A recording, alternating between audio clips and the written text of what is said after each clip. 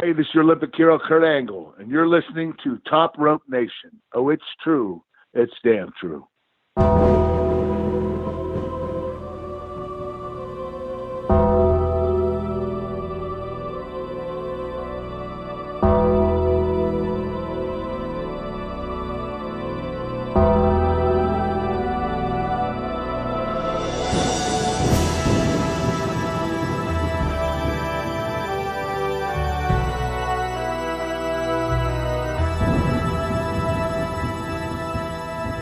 Had a great weekend. We're back. It's episode 154. I know you have been anticipating this one. It's our Undertaker fantasy draft. Everybody's got a price for the $1 Million Man.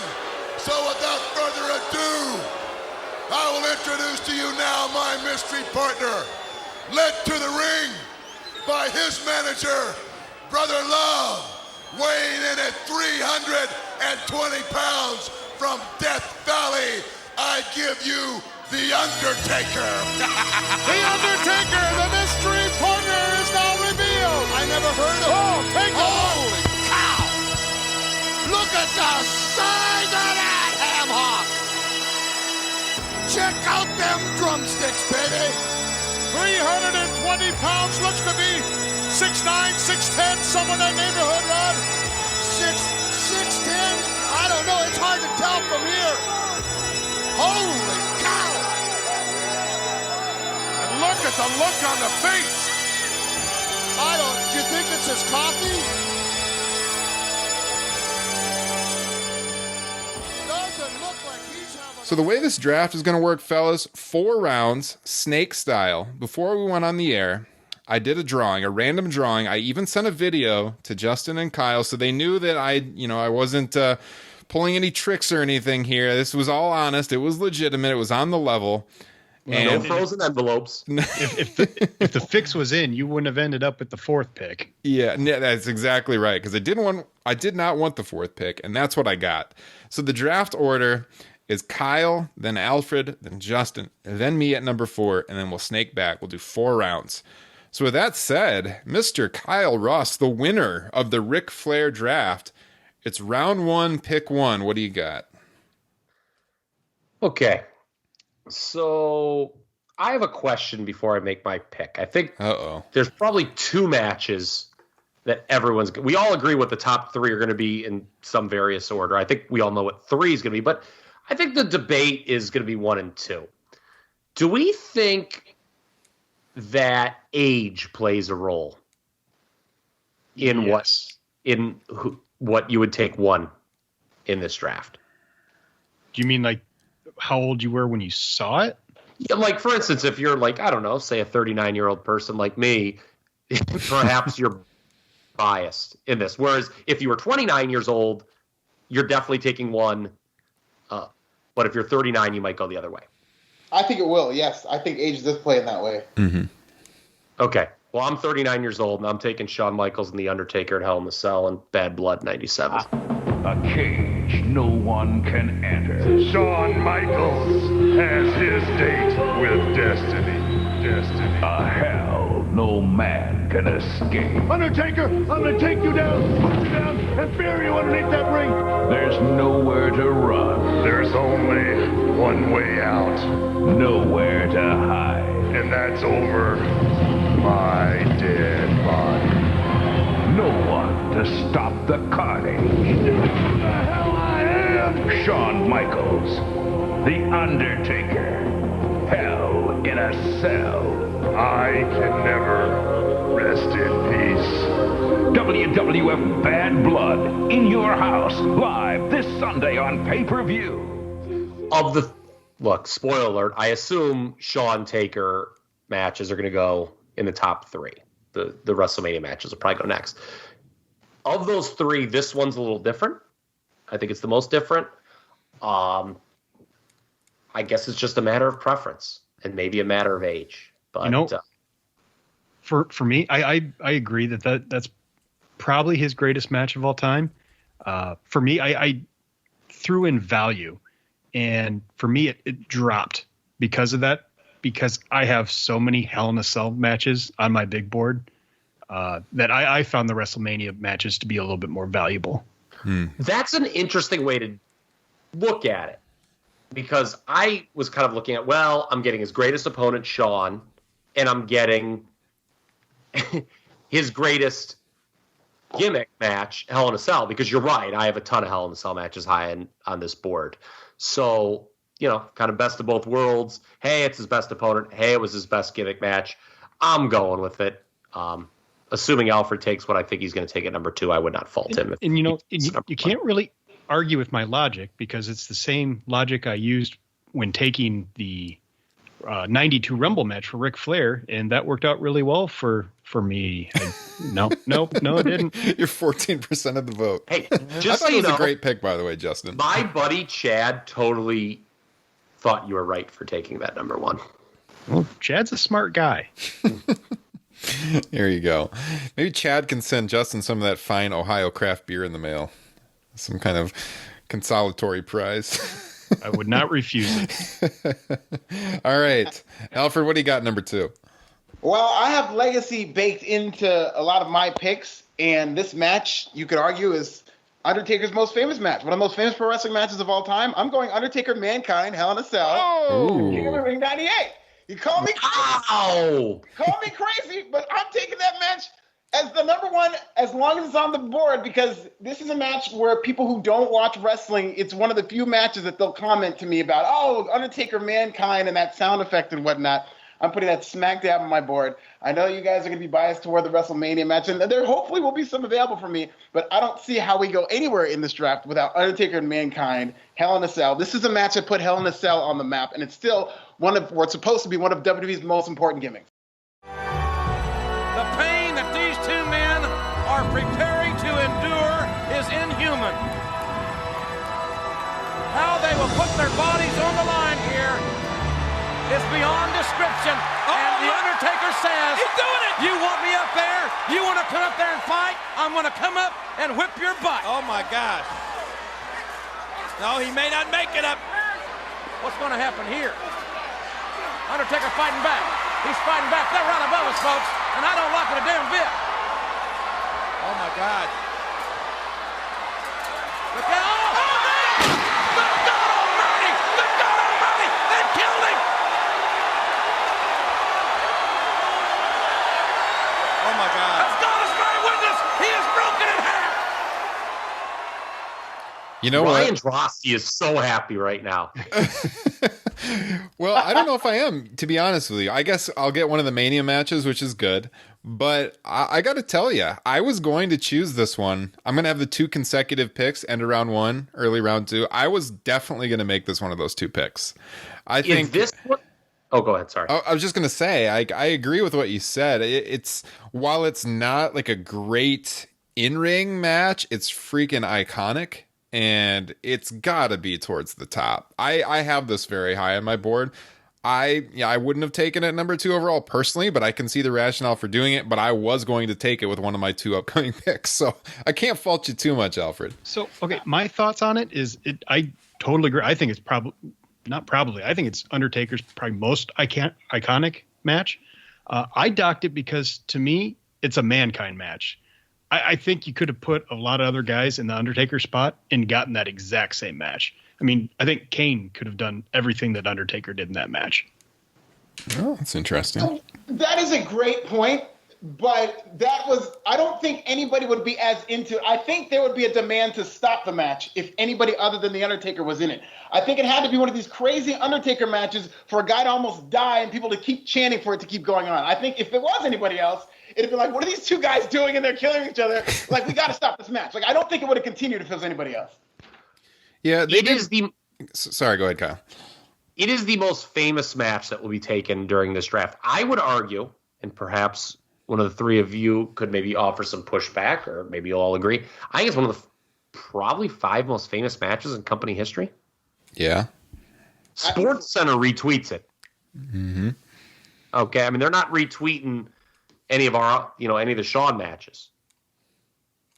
Yeah, no, absolutely. I think to the point of you could put anyone in there, that might be true. But I do think there's an added element of the fact that these two had a great rivalry, for the previous 2 years, and that history certainly added to the story of the match. So, I agree that if you put a stand-in, like the match would have went off probably just as well. But if you look at it as a fan and you're deep diving a little bit and you look at the storied history that Taker and Mankind had going back to 96, at least for like a long-term fan, it added another element of greatness to that match, I think. So the fact the Undertaker's a big star helps. If it was like, Al Snow or something hideous like that, maybe it wouldn't have been remembered quite as well. Yeah. All right, Justin, what do you got? Number 3 overall. Well, I guess I will take the match that was number 1 on my board, and that would be WrestleMania 25. The match that when I was in my second dark age, it kind of sparked the initial interest where I kind of started paying attention to wrestling again, just because of all the buzz around it. An argument could be made for better or worse. It changed wrestling in WWE with, getting more false finishes and whatnot. I, for one, I'm pro false finishes as long as, it's not, too overdone. But this is just, along with every match that's been picked so far, an absolutely iconic match. WrestleMania. There he is, the Prince of Darkness.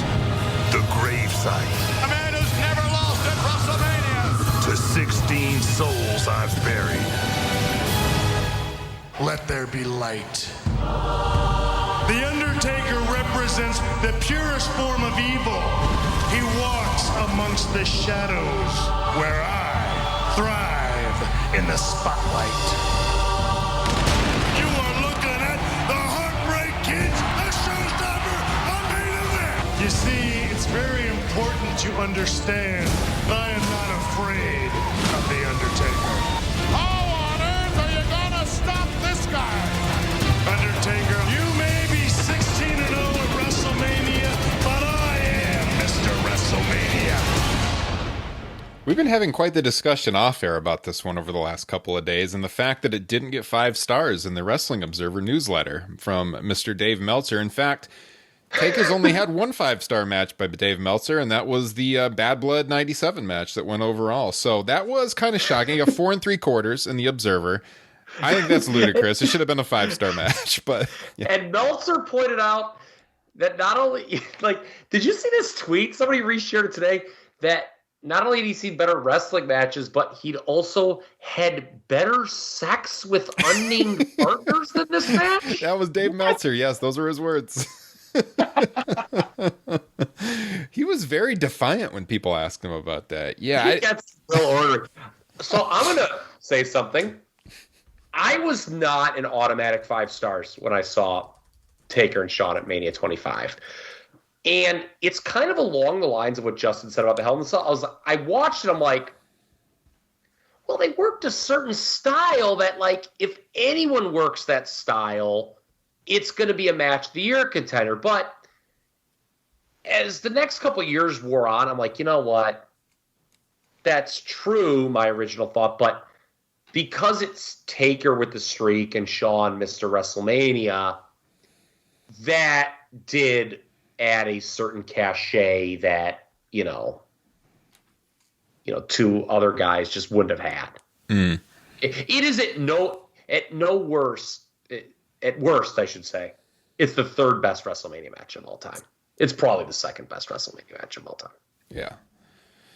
No, and many, many people are going to call it the greatest. And I can't argue too much with them. I would pick WrestleMania 13, which I know you would too, Kyle. But it is a great match. I would argue with them. I think the only match that I will say is definitively better than that, as far as WrestleMania goes, is Brett and Steve. So I can see why newer fans would like this one better because it's more the style of today. This was one of the first matches where I remember the multiple kickouts of the multiple finishers. I could be wrong on that, but in my head, at least, this is one of the first times I remember that happening, which had me jumping out of my chair because that was unusual. Now that's way overdone in wrestling today, but this is what kind of changed that stylistically, I think.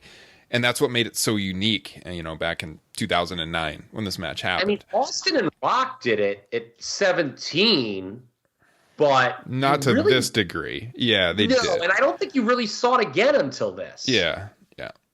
You guys brought up Austin and Bret Hart at WrestleMania 13, which is a viable contender for greatest match of WrestleMania history with this one. But the reason I would take WrestleMania 25 over that is because Austin and Bret, I think, were helped by the legacy. Even though it was a great match, that made Austin, he went on to become this big star, and that's kind of the match that we can trace back to as the start of his real big ascent. With this match, as soon as I saw it, as soon as it was over, 1, 2, 3, I was like, that's the best WWE match I've ever seen. I knew it immediately. And just the emotion of that match and everything that went into the build and the Jim Ross just freaking out when those kickouts happened, I think just immediately I knew it was the best match that I'd ever seen to that point. Yeah. See, I'll argue the counter that the legacy is the reason why I would put Bret Austin number 1. But that's the thing. Yeah, that's what I'm saying. That's exactly what I'm saying. Yeah. It's helped by the passing of time and knowing what Austin went on to become as a result, really, of that match. But with The Undertaker, I don't think Undertaker and Shawn Michaels needed that much time for you to say immediately. The immediate reaction to that match was, this is the best WWE match I've ever seen. This is through a lot of people I follow.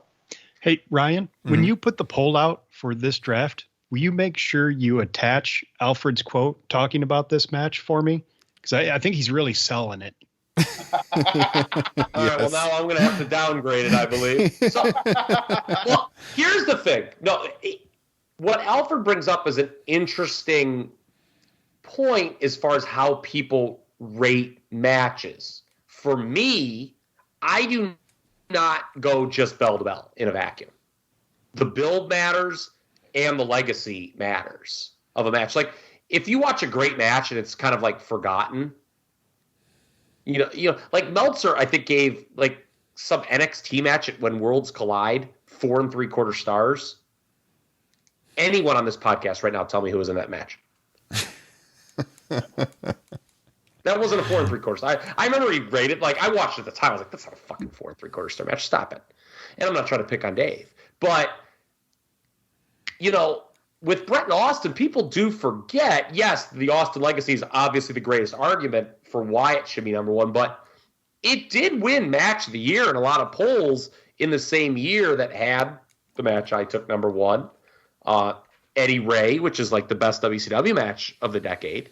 So it's not like it was like, well, this was pretty good, and then like it got retconned. Like, it was recognized as probably the best match of 1997. I just think the legacy enhances it. Mm-hmm. For sure. Yeah. Certainly two different ways to look at it, but I would rank these two matches, the ones we're talking about, WrestleMania 13 and 25. Those would be for sure my top 2 WrestleMania matches of all time. So the only other match you could argue would be better than 25 for me, and I don't, for the record, I think this is number 3, would be Bret and Owen. Mm-hmm. Yeah. It's probably number 3, but if you said it was number 2, I wouldn't beat you up or anything. Yeah. All right, so Justin has WrestleMania 25. I'm going to close out round 1, no surprise, by taking the rematch the next year in Arizona, WrestleMania 26. Don't think it's as good of a match as 25 because it lost a little bit of the uniqueness factor, although some would argue that the story going in was better. Yes. Yep. So like the match itself isn't as good, but the story was better. Shawn putting his career on the line. He really wants to be the guy to end the streak. It was a really, really good match. I'm not trying to undersell that or anything. It was very, very memorable. Like Shawn went after Taker's leg because Taker had injured his ankle early in the match, and he used like all these different submission moves on him. We got the multiple finishers again. Taker kicked out of multiple sweet chin musics, and the ending of the match is pretty iconic. Shawn had taken, I believe, two tombstones. Taker wanted him to stay down. He like slaps Taker in the face to bring it on. Taker gives him another jumping tombstone and pins him and ends his career. Well, except for that match in Saudi Arabia, which we won't talk about. But this was like a great end to Shawn's career proper, or it should have been. It's an awesome match. I have to close out round 1 with this, but I do agree that the story going into this one was much more strong. But even at the time, I didn't think the match was as good as 25, but it's right behind it. Shawn Michaels, you almost broke the streak, but you failed. Undertaker, Nothing lasts forever. Nothing in a WrestleMania is going to be an image of the Heartbreak Kid ending your undefeated streak. Shawn Michaels' obsession will cause him to pay the ultimate price. The ultimate price of defeat will be the end of HBK's storied career. This has been my life for over 25 years. You think that I'd risk everything if I didn't know I could beat you? The most anticipated match in the history of WrestleMania. I will open up the gates of hell and I will unleash a fury that no mortal man has ever seen to make sure your career is over. If I can't beat you, I have no career. All I want in life is to have, I need to do something where somebody can play a video package with Placebo running up that hill playing in the background. Yeah. Here you go. The character work Shawn did with his obsession getting this rematch was so tremendous at the time. Like how pissed off he was when he lost in the Rumble. Previous, and then like him costing Taker in that Elimination Chamber. And just overall, the character, I mean, not just those two solitary events, I just thought was absolutely tremendous. It was some of the best character work he did, I think, in his second act with WWE. Yeah. What are your memories of this one, Alfred? I was going to bring up the Royal Rumble. I actually, because when covering the Royal Rumble, I rewatched a bunch of the Royal Rumbles, and that one stuck out to me because it was the year that Shawn Michaels was obsessed with The Undertaker. He did such a good job in the little time he was in that Royal Rumble, telling that entire story from, eliminating Triple H to when he got eliminated by Batista, just super kicking all those referees and just like a madman. That would have been a very easy role to overplay, but Shawn Michaels was brilliant. I got to say, Kyle, that, you were very vocal off air that you didn't want spot 4. You didn't like that spot. But more I think about it, you won the last draft and you had spot 4. So maybe I'm in a strong position here. So as the second round starts and I have the first pick, I might anger Kyle with this pick a little bit. Not because he wanted the match, but because he thinks the match is overrated. We've talked about this in the past. I thought I convinced you on Mount Rushmore. I'm going back to it. And some of it has to do... I mean, he reveres this match. Taker does. We saw the frame picture. I got to go WrestleMania 28. The Hell in a Cell, Triple H, and The Undertaker, basically concluding a 4-year story that started at 25 with HBK and 26, and then then Hunter and Taker had the match at 27, which was nowhere near as good as this one, the Hell in the Cell, the end of the era match. The crowd was on the edges of their feet, edges of their seat, I should say. I think there were so many scares going through that crowd that the streak actually was going to end. You had Shawn in there as the guest referee. I mean, who can forget that spot where Shawn hit the super kick into the pedigree? I mean, people thought that this match was possibly going to be the first loss for Taker at WrestleMania. Of course, some of that is playing into what people have thought about Triple H over the years and beating people as well. And they thought, of course it's going to be Triple H that beats Taker. But, I mean, I think that this is one that has aged very well also. And like I said, it's obvious that the people involved revere the match.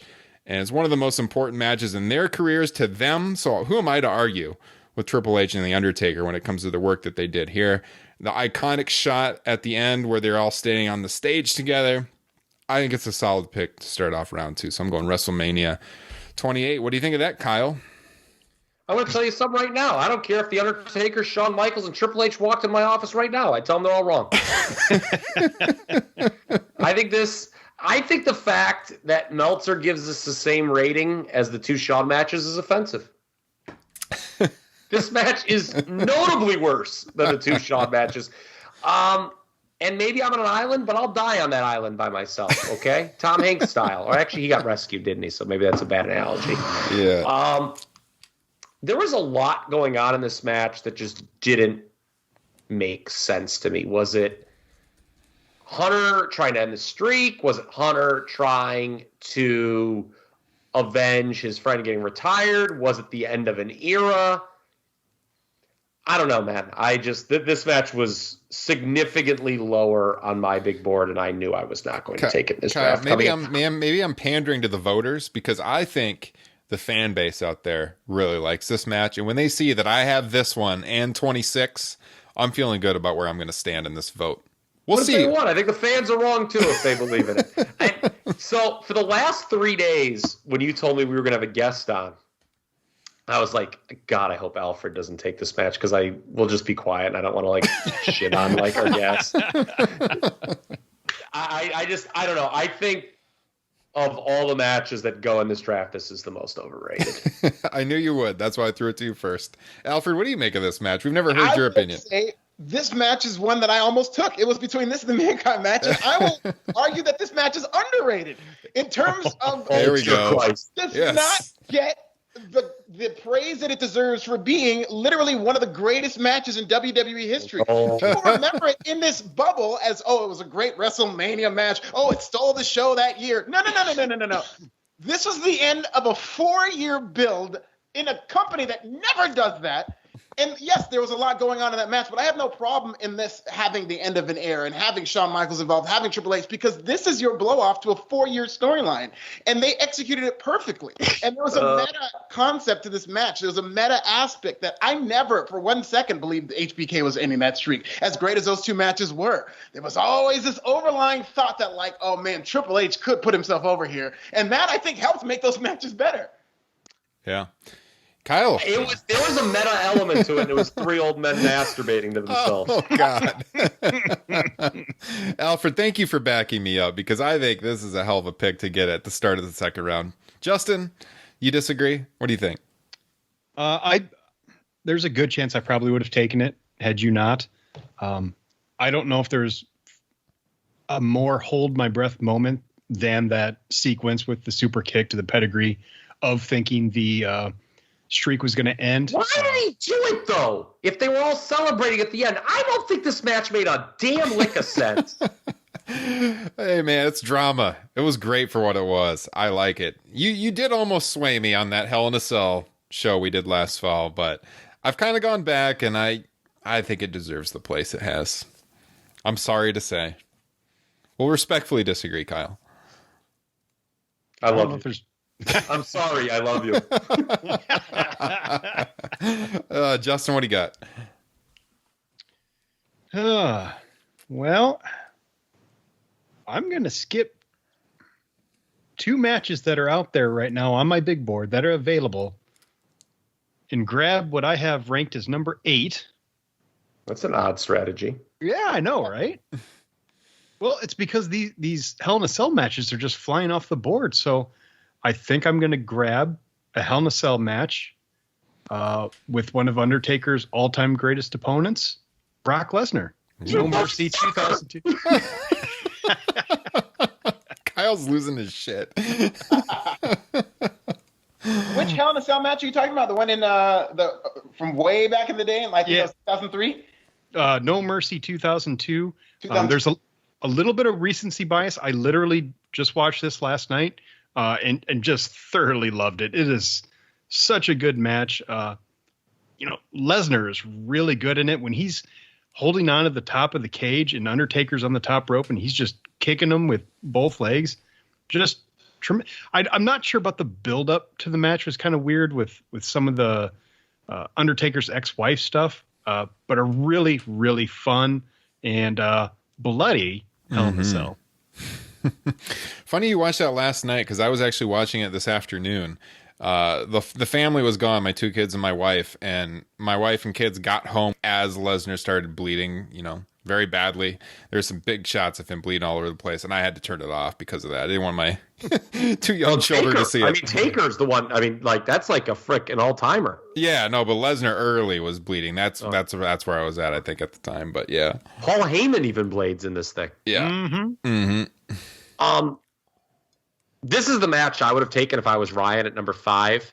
And to Justin's point about the build, I think what has hurt this match historically, and if you compare it to the deal with Shawn in 97, where they did the non-finish at Ground Zero the month before, the non-finish these 2 guys did at Unforgiven 2002 was super lame.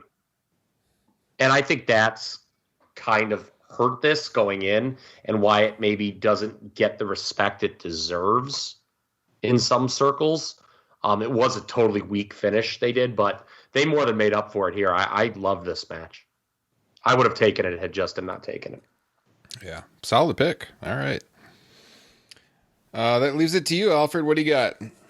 Well, this might be the only Undertaker WrestleMania match on my list, but we'll see about that. I've got to go with a match that I think has been overlooked in recent years. Undertaker versus CM Punk at WrestleMania 29 in New York. I was there live. One of the most insane live environments I've seen for a match. I remember that match stole the show, and it was the best match on that card on a year where everybody went to see the Rock versus John Cena rematch, and this blew it out of the water. It was just such a well-worked match, and we were talking about the build-up earlier. It's very unforgettable build-up, very controversial with CM Punk using the ashes of Paul Bearer. A lot of people were pissed off at that, but I thought it was an excellent artistic pursuit by CM Punk, and it paid off with a great match. I love that pick, and I just did a column a couple days ago on the Undertaker's 10 best matches over at Comic Book, and this was on there. I am a huge fan of this match. As you said, very controversial build, but super memorable. Best match of that show, in my opinion. So, yeah, I can't argue with that. I just watched this the other night, too. It's actually one of the matches that I just referenced kind of skipping over on my big board in order to take that Lesnar match. Great match. Another great moment where you think Punk might get the win after hitting Taker with the urn. Incredible. Mm-hmm. You like this match, Kyle? Yeah, it's real good. Just making sure. Just checking. I didn't think Punk was going to win, but no, it was really good. Yeah, it's the last great WrestleMania match that he had. Yes, that's his last great WrestleMania match. Well played. Yeah. Kyle, what do you got to close out round 2? I was really hoping someone was going to take this match so I could get the No Mercy match as I plotted this out. But I guess this is the right match to take in this spot. I'll go with Edge, SummerSlam 2008.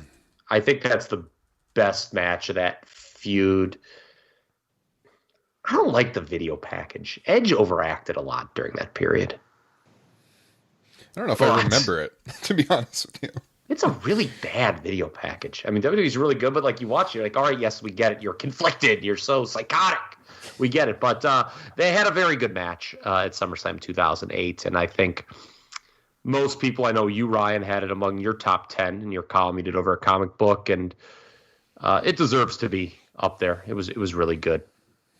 All right. The first Hell in the Cell of the kind of the PG era, correct? Yes. Mm-hmm. Yes. Yeah. I'm going to laugh so hard when I take my next bet.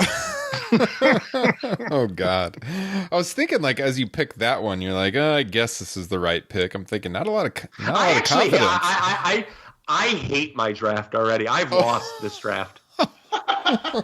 Hey, Ryan, when you post this poll, will you make sure to add that comment also to it? No, this draft sucks by me. I hate this poll. I hate this draft. I hate my draft. I've lost. Yes. All right. Well, you got 2 in a row, Kyle. So what do you got to start? Yeah, I didn't want number. This is why I didn't want number 1. But I also feel like I'm drafting, to try to win a poll. You know what I'm going to take here? Triple H WrestleMania 27. You son of a... What the hell? Unbelievable. I like this match better than the WrestleMania 28 match. What a heel turn right there, I tell you. The kick out of Triple H's tombstone is an all-time great moment. Yes. I would put it right up there, if not ahead of the super kick into the pedigree. Maybe I'm again in the minority on that one. But no, I actually like this match better than 28 considerably. I would put it in terms of WrestleMania matches. I think it and the Punk match that Alfred took are kind of neck and neck. I would give Punk a little bit of a nod in that regard. But no, I'll take WrestleMania 7 against Triple H. Now at least I can say I have a WrestleMania match on my draft board. And who can argue with that? There you go. I don't like it as good as 28, but it is a good match. And I'm shocked that you took it, Kyle. I'm not going to lie. But I can't argue with it. Starting out round 3, that's a pretty solid value pick right there. Was this the match? Correct me if I'm wrong. My God, I believe someone has been shot in Valley View, Ohio. I don't know if you guys heard that. I heard it. I don't know what happened, but if you hear of a homicide in Valley View, Ohio, you guys just heard it live. Okay, I don't know what the hell just happened, but Triple H, Undertaker. Let's focus on the athletes, folks. I believe this was the match that born the pointing at the WrestleMania sign gimmick, right? Because remember the angle that started out, Undertaker returned, and then Triple H returned, and they just looked at the WrestleMania sign and pointed at it, and that's how they did their match. Shawn and Undertaker never did that? I don't know. I don't think so. I'm not sure, though. I don't know. It could be. Yeah, I mean, it was just literally two dudes just nodding at a WrestleMania sign. And it's my God, I guess they'll work at WrestleMania. Okay. I'm trying to think. I don't think it was done before that either. And per Meltzer, they were not originally supposed to even work. Despite the logic of Triple H working, Taker following Shawn doing it 2 years in a row. Go back and read the Observers I did this morning. They were supposed to work singles matches against Sheamus and Wade Barrett. Triple H was going to work Sheamus and Taker was going to work Wade Barrett at the WrestleMania. And I guess Triple H and Taker looked at the WrestleMania card and said, we'd rather work each other. I kind of remember that now that you bring that up. I do remember the Wade Barrett part. Thinking that would have been an odd match even at the time. But yeah, it makes sense. It's not Undertaker related, but I think, and you're not going to see it on the network, but this might be my favorite Triple H entrance with Metallica. Yeah. Yeah. That was For Whom the Bell Tolls. Yes. Yes. Badass entrance. Mm-hmm. All right, Kyle. Can't argue with you there. Yep. That was also the only redeemable part of WrestleMania 27. A terrible show. Yes. Yeah, not the best. That's for sure. All right, Alfred, what do you got? I'm surprised this fell to me. I really thought it'd be gone by now. So this is kind of a value pick. The Undertaker versus Batista at WrestleMania 23. I think it was an excellent match because on paper it didn't look like it was going to be that great of a match. The Undertaker, it was kind of getting older and slower, and Batista, as big of a star as he was not renowned as a great worker. They put that match in the middle of the show because you could tell they didn't think it was going to be a good match, and they absolutely. I mean, I think that might have been the best match on WrestleMania 23 because I really didn't like the John Cena Shawn Michaels match that main evented that year. So Undertaker versus Batista, I thought it was a great match. They worked their asses off. Yeah, this was one of the first times where you could actually say Taker kind of had a great match at WrestleMania. If you look at all of his matches on Manias before this, except for maybe one, which might be picked at some point, they were usually not great in-ring matches. Sometimes the story was pretty good. I guess the Flair match was all right, but not like a 4+ star match usually. And this one was really good. I agree with you on all points. I think it exceeded expectations by everyone's standards, and it is in the discussion for best match WrestleMania 23. So yeah, I like the pick. And who could forget the story of Batista reportedly walking backstage after that match and yelling, "Top this!" Yeah. That's always one of my favorites. So part of the reason I was kind of bitter about having to take the Edge match is because I wanted to make a point later in this draft that I think the Batista feud that Taker had in 2007 is really just as good as the Edge feud in 2008. It was a great Clash of the Titans type deal. Even though both guys were baby faces, usually it doesn't work. They had multiple good matches across 2007, not just this, but they, maybe these will get taken later on. They had a last man standing match the next month that was a non-finish. Neither guy could answer the bell, and they had a Hell in a Cell match at Survivor Series that was really good. I really liked Undertaker and Batista. They had good chemistry. Mm-hmm. Any thoughts for you, Justin, on this one? No, I guess it was one of the first Batista matches I actually really, really, really liked. It's actually probably the match that sold me on Batista. Okay. Yeah, that's fair. Y'all are crazy, man. Dave Batista's an absolute treasure. Oh, love Dave Batista. Everyone loves Dave Batista these days now. Well, yeah. Yeah. What do you got, Justin? What's next? Well, I guess I'm gonna pick this match because it is it's just fun. It's just a fun match to watch. I am absolutely disgusted with myself that I'm going to have 2 biker taker matches on my draft. but I'm going to go with the triple threat Vengeance 2002 versus Rock and Angle. I just watched this the other night, and it is. I had forgotten how much fun and how fast and frantic that match is. Yeah, I had this on my top 10 on Comic Book, and this probably would have been one of my picks if you hadn't taken it. So thanks a lot. Suck it. Yeah, it's an awesome match. I can't disagree at all. Good stuff. My only quibble is I hated how they inserted Angle into it, so Taker didn't lose the title. He lost the title, but he didn't lose the title by getting pinned. That was the only quibble I would have with this. Otherwise, this is a really forgotten yet great triple threat match in company history. It's so crazy that it was forgotten because I remember that match, and I remember the weeks of television after that match. For not even weeks, for months, Jim Ross was produced to say this is the greatest triple threat match of all time. He would say that over and over. So you'd think the legacy of this match would build up, but yeah, it is forgotten, and I don't know why, because it was really that good of a match. Mm-hmm. Yeah, absolutely. You know who's really good in that match? The Rock. Mm-hmm. Mm-hmm. What a tremendous performer this guy was. Who knew? Yeah. Set up the greatest SummerSlam of all time too the next month. So that's a solid pick, Justin. Can't disagree. So I guess that leaves me a good pick to close out round 3. The next highest match I have on my board. I'm looking down the list. Literally, the next one I have: Randy Orton, Undertaker, WrestleMania 21. I thought this was a really fun match. You had Orton, taking on, this is during the whole Legend Killer period.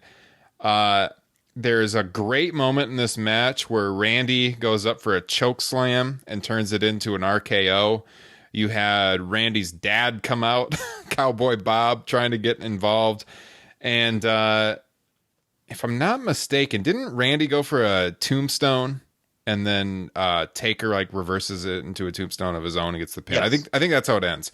I just think it was a really fun match. It again shows that Taker always had his best matches with the smaller opponents. We mentioned the CM Punk match earlier. Of course, Shawn Michaels, even Edge. And here you got Randy Orton, a young Randy Orton in 2005. At this point in time, he had already had the time with Evolution and stuff, but I think that this really helps cement Randy Orton as a top-tier player to have this great match with The Undertaker on a WrestleMania. So I'm going WrestleMania 21, Orton-Taker. What do you guys think of that match? I love the match. Okay, I'll always remember that great spot with the choke slam into the RKO. It's one of those. Yes. The fun thing about the streak is you never think it's going to end until you think it's going to end. Until you're in the match and something happens that makes everybody go crazy and your lizard brain kicks in. And that's one of those few moments where when he did that, I was like, oh my God, they're putting this kid over the Undertaker. And so that was a great match. Mm-hmm. Yeah, strictly build-wise, I think this was the first time I thought they might end the streak. Yeah. There's a lot of matches afterwards where they had moments where you might think it ended. But this was the first time it's the build was centered around, the Legend Killer ending the streak. Mm-hmm. Yeah, this was kind of the first time that it was all about ending the streak because they did the Legend versus Legend Killer gimmick. Because the year before this was when he returned as the Dead Man against Kane. And they played up the streak. But yeah, this was kind of the first streak match. I was kind of salty that Randy Orton lost, to be quite frankly. But my opinion about Randy Orton and WrestleManias. The things I would have done with him. That's true. Yeah, for sure. Would have had him retire Ric Flair. Yeah. Oh, that was a great show, by the way.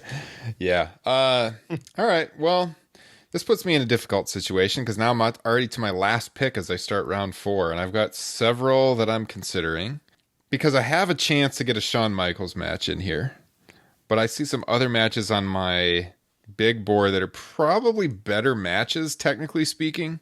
Yeah, you know what the hell. I'm going ground zero. Shawn Michaels in your house. Shawn Michaels, Undertaker. It starts the story to get to the Hell in a Cell, which went, number 1 overall. I think if you factor in story here, it's just remarkable that they kept these guys apart for as long as they did. We've talked about this on the show before. I think in our In Your House look back. But like the fact that these guys were in the company for like 7 years together and they never really worked a major program. And then you go into that SummerSlam 97 match with Shawn as the guest referee. Freaking awesome end of that match. That is such a great sequence where Brett spits on Shawn. You get the chair shot. Boom. Shawn costs the Undertaker the match. You get their first big pay-per-view match at Ground Zero. It's really the last classic In Your House show with like the stage with the house and everything. And they fight all the way up to the stage in the match. All hell breaks loose, and it sets the stage for them having the rematch the next month at Bad Blood, the first ever Hell in a Cell match. Really just a 3-month story there. And since this is out there, I'm taking it. In Your House, Ground Zero. Thoughts on this match? I really like it a lot. I think it's underrated because everyone focuses on the Hell in a Cell match the next month. This is a really, really good match. Mm-hmm. Yeah. Knowing this build to the Hell in a Cell, I love how they got out of this match where nobody really got beat. They just kind of beat the hell out of each other until it took the entire locker room to kind of separate them. And it really made you want to see another match. It didn't feel like they were weaseling their way out of a finish. It was just these two guys, they couldn't be contained. All these wrestlers came out, and then that led to the Hell in a Cell. So psychologically, that's perfect. Mm-hmm. Yeah. Yeah, to my earlier point with, kind of the lame setup they did the month prior with Undertaker and Lesnar in 2002, this is probably, unless someone has something better they can remind me of, the best non-finish in a main event in WWF pay-per-view history. Yeah. I mean, can someone think of one better off the top of their head? Non-finish? No, definitely not. I don't yeah, think like so. just like a double where they do it. Like it felt Bray like Wyatt versus Seth Rollins at Hell in a Cell. I don't even remember what happened. No, come on. I'm just kidding. That was a match. Oh my God. Oh, you mean the Fiend? Oh my goodness. Yeah. The stoppage. Yeah. Stop it. Oh my God. Oh, I'm getting short of breath. Me and Kyle ranted on that show for like a half hour on our review of that pay-per-view. I'm gonna go find it after the show. I was thinking you were talking about some random 2016 match. I couldn't remember. Yes, the Fiend. The Fiend. Yes. But no, you're right. This was the kind of non-finish that makes you want to see a rematch. We were all very. Wasn't Zach Haydorn the one who did this show with us, the In Your House, Brian? Yes. Yep. Yeah, we were all pretty high on that match, and I think more people need to be higher on it. It's better than it's given credit for. Mm-hmm. Yeah, so I feel pretty confident about that. Now I have 2 Shawn Michaels matches out of my 4, so I'm happy with my results. You guys got picks left. Justin Joint, what do you got? Well, this is where I probably lose the draft, but I'm going to take something that is significant, that is special and great to Undertaker's career, that really rounds it out. I'm going to take the 2007 Rumble match. It was the only Royal Rumble that he won. It had what I enjoyed, the Final Four with Orton and Edge. And then you basically had kind of the beginning of the new HBK and Undertaker feud where they essentially had their own match at the very end of the Royal Rumble. Mm-hmm. Wow, that's a great pick. I wouldn't have gone down that road, and I see why you would, though. Yeah. I was wondering if Justin Joint was going to do that, actually. This is one of the 4 top Rumbles of all time. I think there are 4 Rumbles that are significantly better than the Pack, and this is one of them. Yeah. I thought it was the greatest Final 2 in the world. I've always pined to see like a mano-a-mano showdown for even like 15 minutes of just 2 guys trying to win the Rumble, and this is the closest we ever got to that, and it was fantastic. WWE does not capitalize on the drama of the Final 2 in a Royal Rumble as much as they should. No, especially up to that point they had. Like, it was always like they were running out of pay-per-view time, and they had to like do it in like 30 seconds. Mm-hmm. Right. And really, the past 5 years of the Royal Rumble have just been Roman Reigns versus somebody else, and the guy eliminates Roman Reigns within 5 minutes. Mm-hmm. Yeah. By the way, that's the same Roman Reigns they're trying to get over as the top babyface too. What of these days? Yeah. because that's going to help acknowledging that, we're going to get this guy over as a babyface by throwing out Roman, but we still want to get Roman over as a top babyface. That's mixed messaging. Justin, I'm looking at your card, your 4 matches here, man. You might have a chance when this goes to the polls. We'll see. But that's a nice pick. Alfred, what do you got? Okay, this is gonna either win or lose me this draft, but I feel very strongly about this. I feel like this match may age very well. To what we've been led to believe, this was the Undertaker's last match ever. It was like nothing I've ever seen. I'm taking the Boneyard match from this year, WrestleMania. I like it. We were still fresh to the idea of a cinematic match. So at the time it happened, as numb as we may be to cinematic matches now, that's not what I expected this match to be. And I was just blown away by creatively how this was. And I just feel, if I'm thinking of like all the great Undertaker matches that I truly enjoyed, I want one from my adulthood that I was able to really enjoy, knowing what I know about the business of being jaded. And this made a little kid out of me.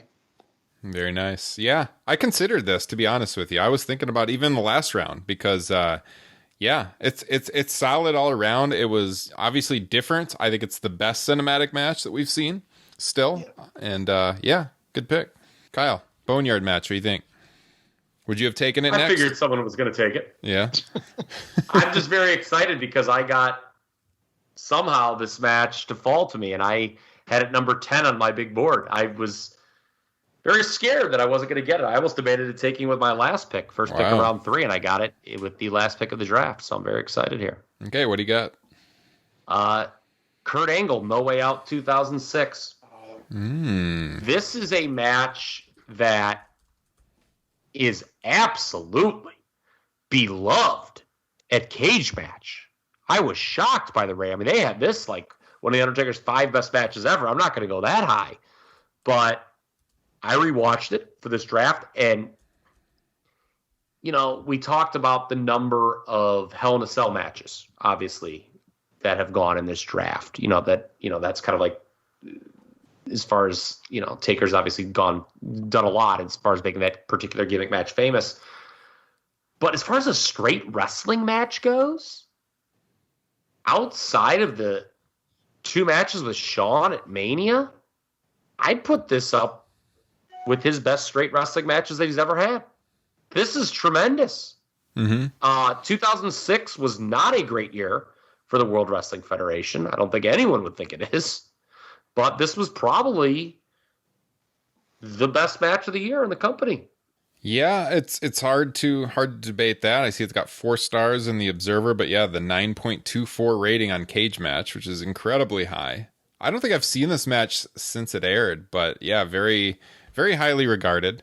They also had a match on SmackDown in 2003 that's pretty highly ranked. Yeah, and I watched those back to back. This was the better match, by the way. Just because no one took anything from 2003 Undertaker. Undertaker's entrance music in 2003 was absolute cow dung. Dead man walking. You've done it now. You've gone and made a big mistake, and I can't allow. That song, Alfred, I'm sorry if it's your favorite song. Okay, I really am. No, it's not. But that song smelled like ass, man. Like I think he had that in No Way Out or No Mercy, No 2 too. Walking, I was like, what kind of third-rate new metal ass is that song? There's that new metal again. He had that theme at the No Mercy 02 match, by the way. I noted that right off the top when I watched it. Yep. Didn't he right, Justin? Yep, that's correct. Yeah. Dead man walking. Yeah. It is not great. It is definitely not great. I'm not a huge fan of that whole biker taker era either. The thing with the SmackDown match that was like made it noticeably worse than this one is like it had a terrible finish. The SmackDown, it was a TV finish with Lesnar running in and hitting with chairs. This at least had a real finish to it. And it was worked really unique. There aren't a lot of Undertaker matches worked in this kind of catch-as-catch-can style like this one. I mean, I know you're going to have to endure Michael Cole proclaiming him the greatest pure striker in the history of the WWE a lot in this match. But, it's certainly debatable, but no, really good match. Yeah.